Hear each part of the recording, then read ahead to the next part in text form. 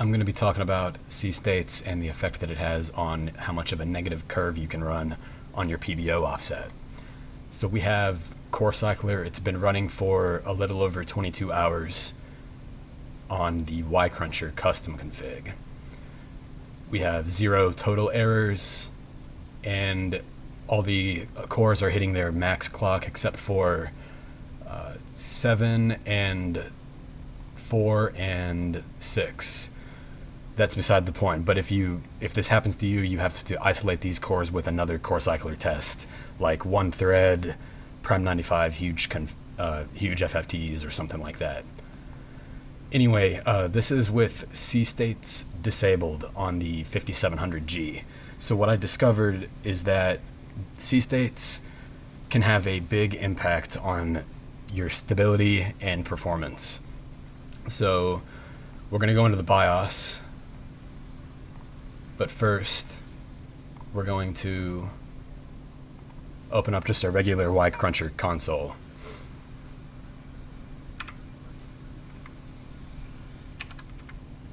And we're going to run the FFTs and just check what kind of frequencies we're getting.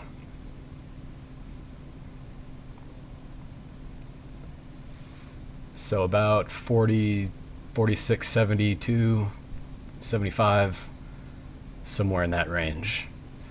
This test is a great multi-core test for very light loads. It's great for testing an all-core curve optimizer because you're not hitting your power limits or your EDC limits because it's all memory bandwidth bound. So with a curve optimizer, if you're running too much of an offset and your cores are unstable, low current, light, all-core workloads will throw errors. The stressful and frustrating thing about that is because most those type of workloads happen to be memory stress tests. So things like Y-Cruncher memory config or test mem5, HCI memtest, these things will throw errors when your cores are not stable. And you will think that it's your memory failing because these tests don't indicate any more information about it. They're assuming that your cores are not the problem, when in fact, if one of your cores has the wrong offset and it's not getting enough voltage and you run a memory testing program, the program will alert you to errors, and you're going to think they're memory errors. You're going to be pulling your hair out because you're going to change your memory settings. You're going to be trying to stabilize your memory overclock, and it's just not going to happen because it's not even your memory that's causing the problem. But anyway, we're getting about 46, 72, somewhere around that area. So let's exit that. And we're going to run a couple of Cinebenches.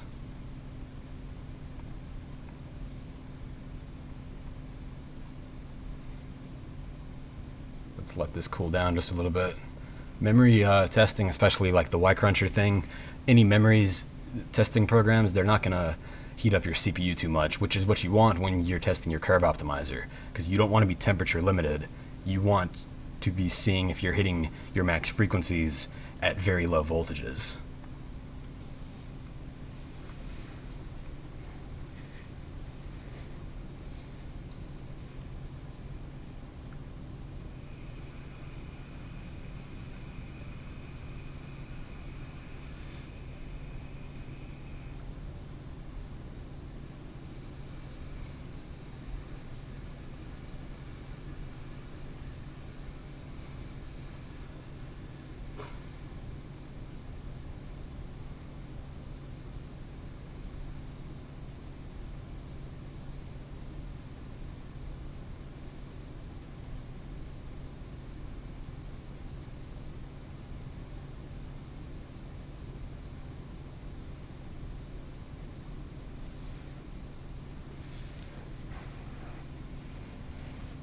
So when I go into the BIOS, I'm going to, 5687, let me write that down.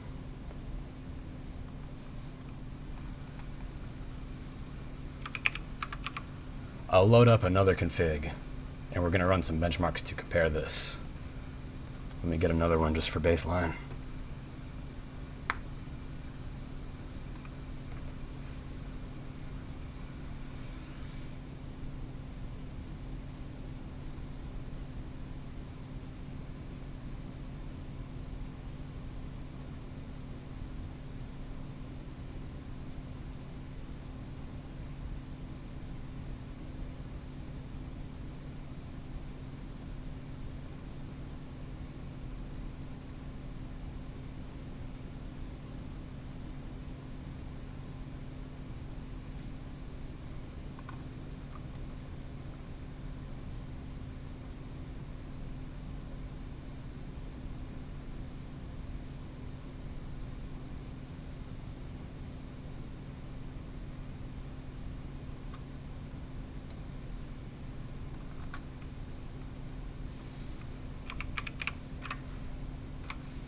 All right.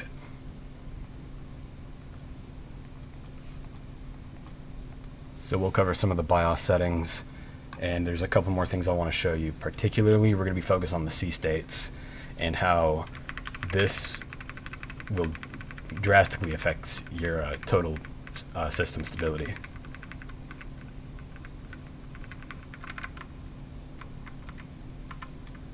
So we got a little bit of a memory overclock. But other than that, we're running disabled PBO limits, which will default to, on this CPU 5700G, the limits are 88, 65, 95. 100 megahertz boost offset, and a pretty good negative core curve.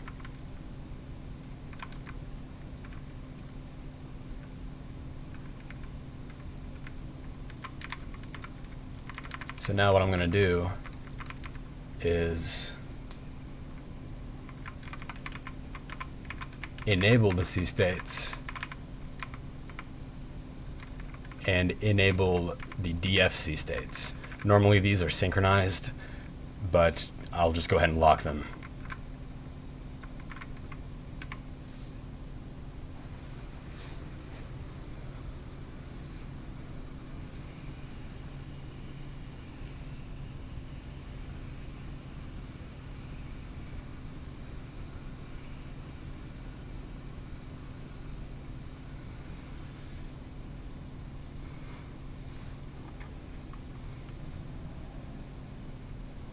So we're going to open back up corecycler, and with the enabled C states, this will start causing your cores to start throwing errors, if not outright hard crash.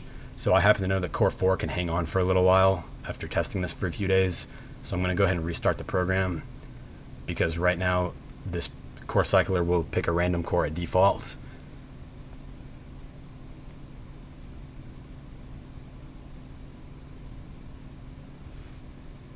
Core 1 can also hang on for a little bit. So we're going to edit this.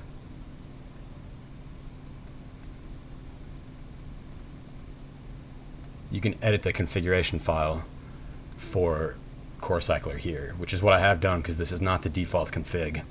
I'm using a Y-cruncher, suspended periodically on, 2 threads, and I'm also using mode ZN2 Kagari for Y-cruncher. Normally it defaults to 0086, but you can also tell it to ignore certain cores. So I'm gonna just disable 7, 4, and 1.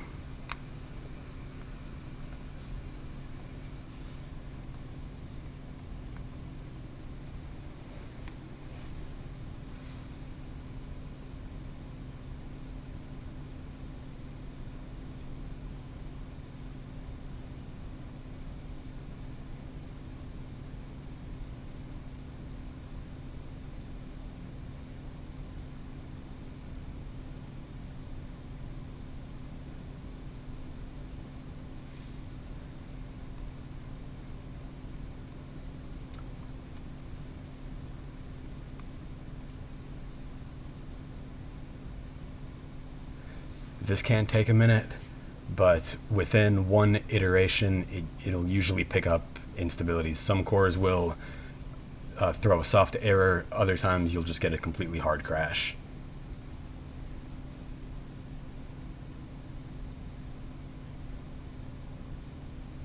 There we go, that's a hard crash on core 2. We'll go ahead and do it again, just to do a different core, so I'll ignore 2 in the config file. And you saw at the beginning, this ran for over 21 hours with the disabled C states, and that one crashed in probably under a minute.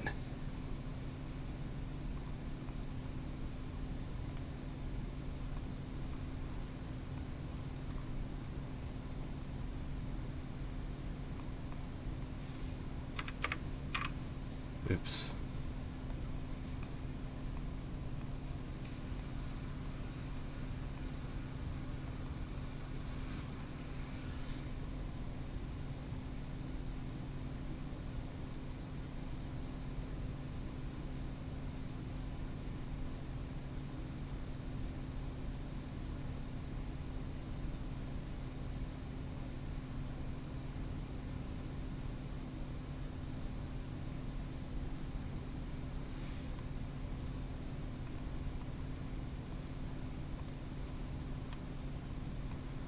Core 3 will usually crash on test 14 in yCruncher, so instead of waiting for a few minutes, I'm going to disable that one too.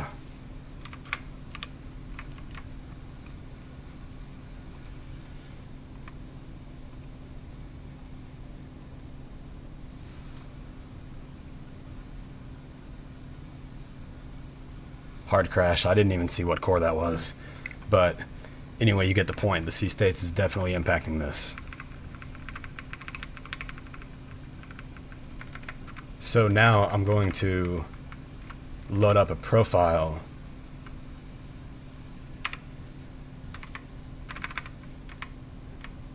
And this is the steepest negative curve that I could get with the C states actually enabled. So you can see the curve is a lot less steep. The last curve, I think all of them except for maybe 7 were above 20, and now we're rocking a lot less. So now this one's probably not fully stable either.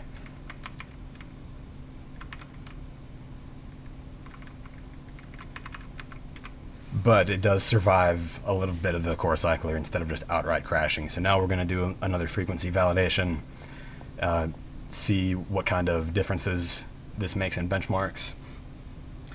Now, like I said before, I did some testing, but the room that I'm testing in can fluctuate in temperature from 62 Fahrenheit to 73. So I was pulling my hair out trying to get the right results. The temperature was just throwing off the PBO. So I was testing around with like 3D Mark CPU profile and 7-zip, 1 thread, 4 thread, a 10 thread compression and decompression. And it generally does suggest that the disabled does have an improvement.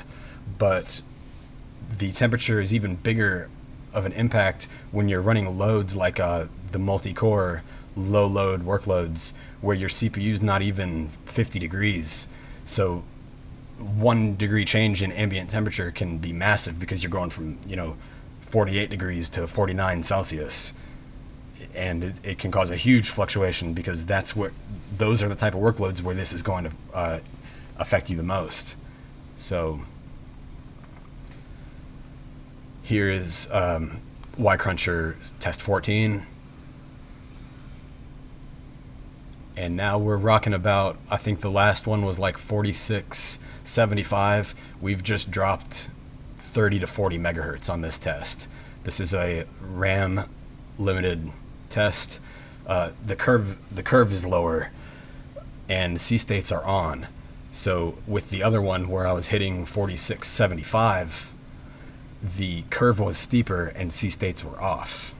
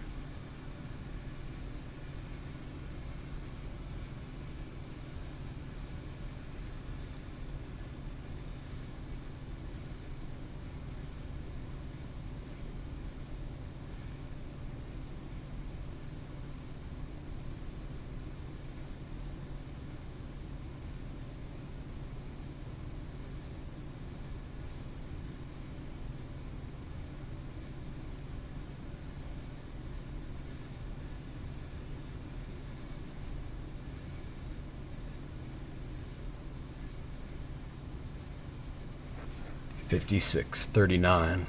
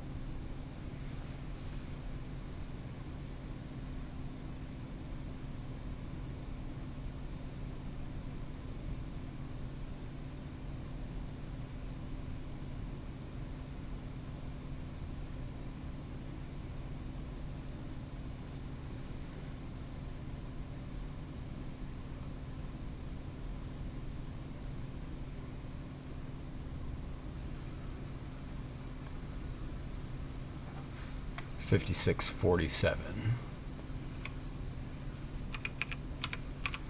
So pretty big difference for just enabling or disabling C states. So let's go back into the other configuration. And I'll show you a couple more ways to just test these kind of things for yourself, because this is going to be pretty CPU dependent, and I'll show you why.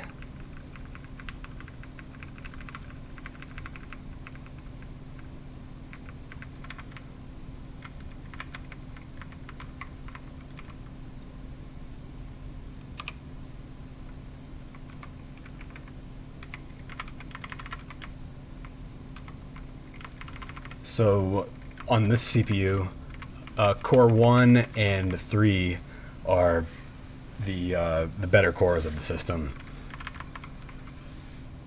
4, 6, and 7. Well, 4 and 6 are pretty bad. 5 and 2 are pretty bad.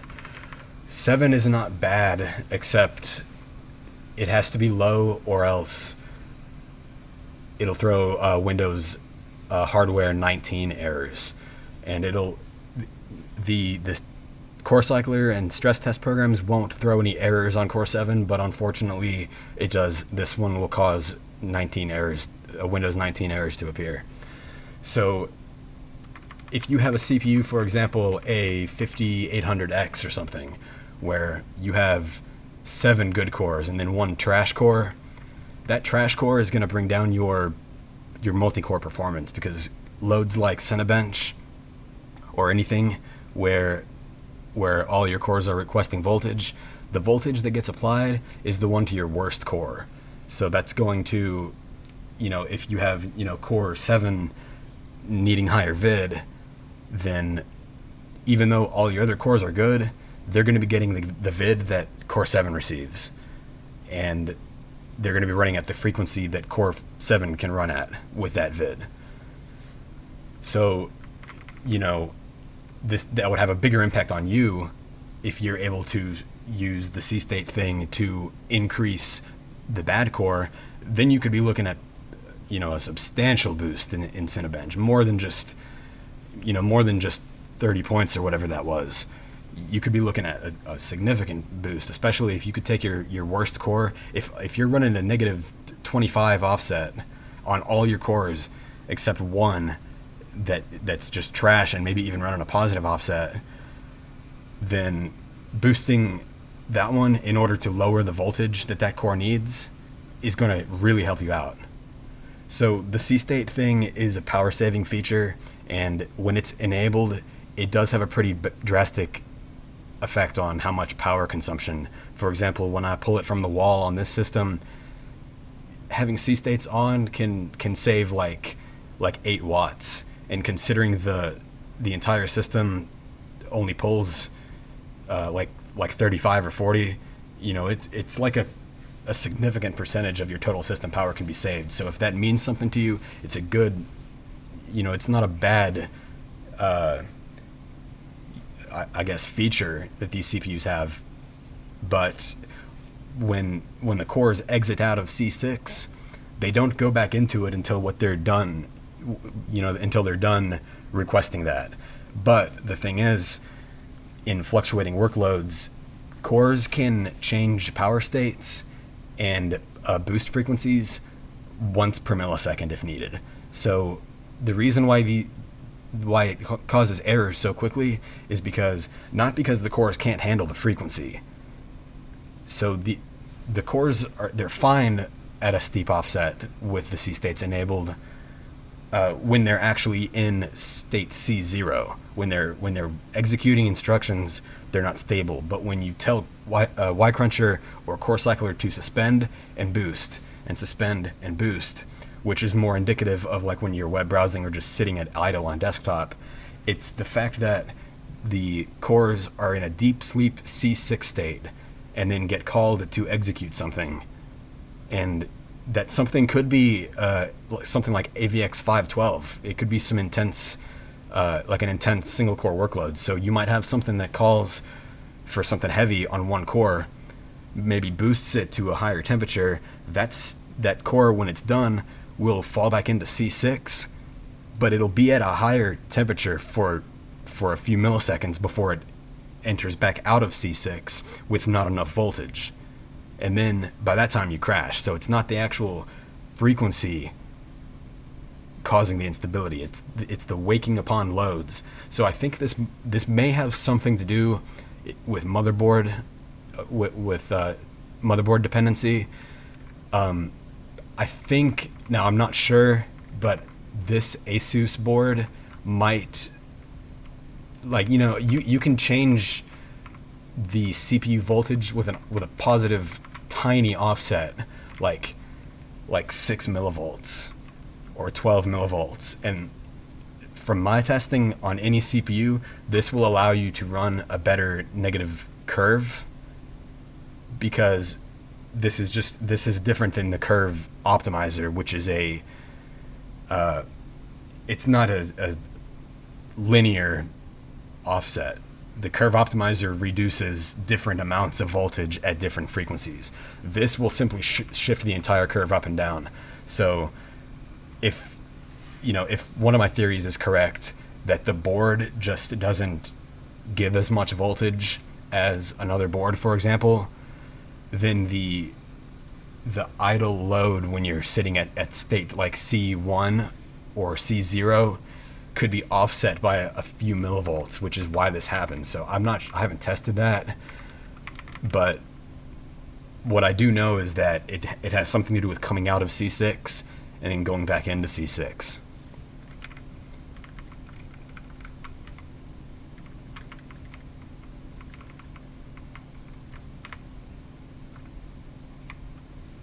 Alright, so now we're back at the original profile. And I'll just talk a little bit about how to test this kind of thing for yourself once you've got your cores stabilized. You can tell if this really affects you.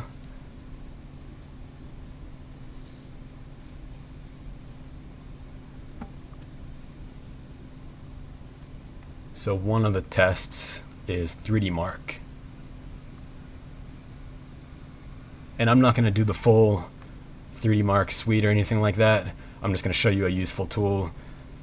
Because the curve optimizer, that's a setting that testing Cinebench with curve optimizer doesn't tell you how much performance you're gaining, because that uses all cores.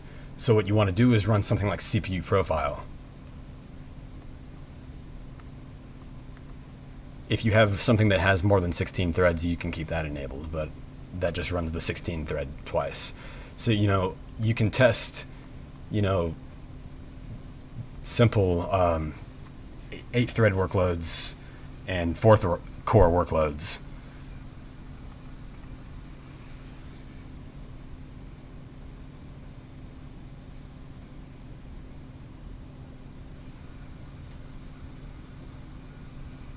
Oh shit. I'm going to delete that so we can see the hardware info.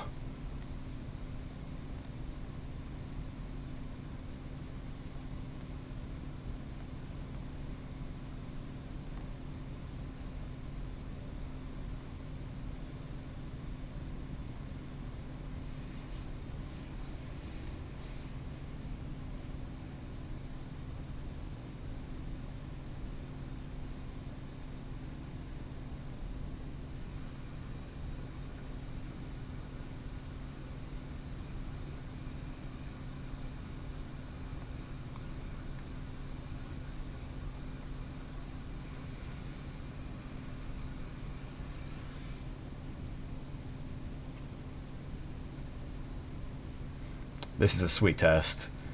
It's not the only way to test this kind of thing. I'll show you another way. There's more out there, but this one's better to look at. It's fun, and if you already got 3D Mark open, you should run this along with Firestrike and TimeSpy. It's super cool though, because you can see it doesn't put load on all your cores. It's going to be testing a few of them heavily.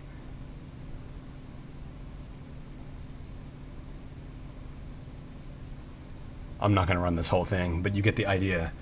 Running the TimeSpy the CPU test of TimeSpy, it's useful, but that's more comparable to something like Cinebench, where all your cores are receiving voltage. Now, if you have, 7 good cores and 1 trash core, whenever a load puts load on your CPU, where 6 of your cores are getting voltage and need to be it's a 6-thread workload, and if one of those threads isn't your trash core, then you're going to have a massive bonus increase. So you have to test these things with workloads that are not full threads like Cinebench. Another one that is cool to use, this one doesn't get used much. I don't know why. I love this benchmark, but the 7-zip compression and decompression benchmark. It's fast. It's pretty replicatable, and you can test single 2-core. You can see where I was working on some differences between CPPC on and off and stuff like that, but like I said, the temperature fluctuation in the room that I'm in makes this pretty difficult, so I'll probably have to correct that and postpone that. By the way, CPPC disabled will increase a lot of synthetic scores. So 7-zip, Handbrake, Blender, Cinebench, all these get a substantial and measurable boost in performance if you have CPPC disabled, which I do, by the way. But anyway, yeah, there we go. So think about the effects that this could have. Go ahead and take a baseline of what you're running now with your CPU and run the Y cruncher configuration.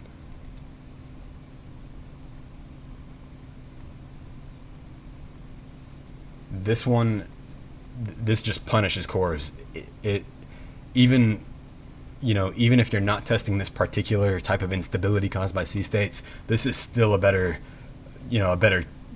more sensitive to error test than the Prime 95.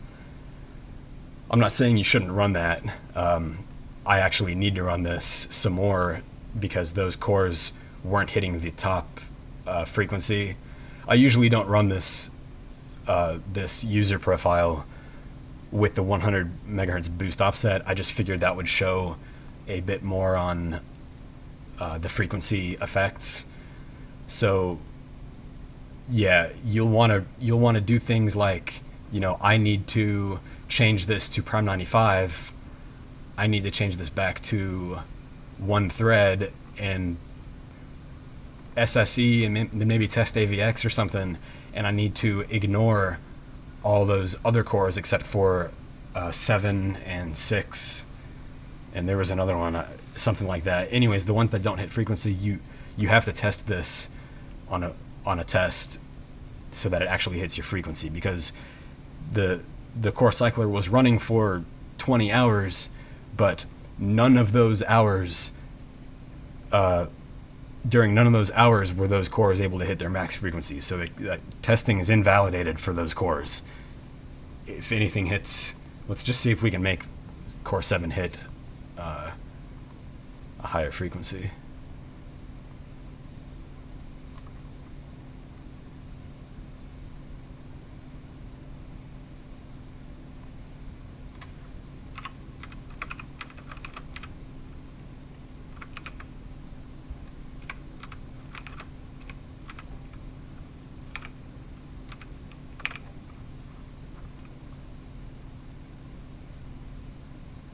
We'll do 0086. I don't think this one is very good at detecting. It usually will make your cores hit the max frequency, but I don't know how effective it is. I need to look more into that. Let's just see if the core can even do it.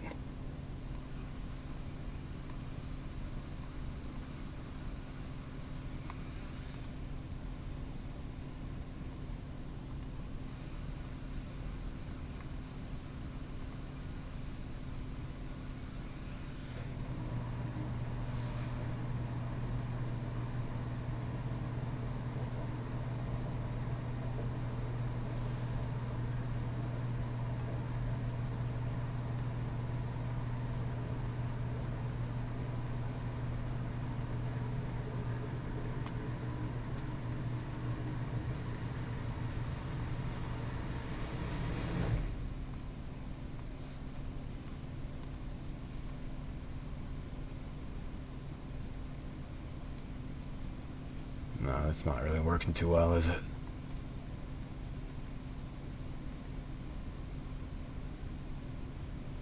Here's Prime 95 huge FFT.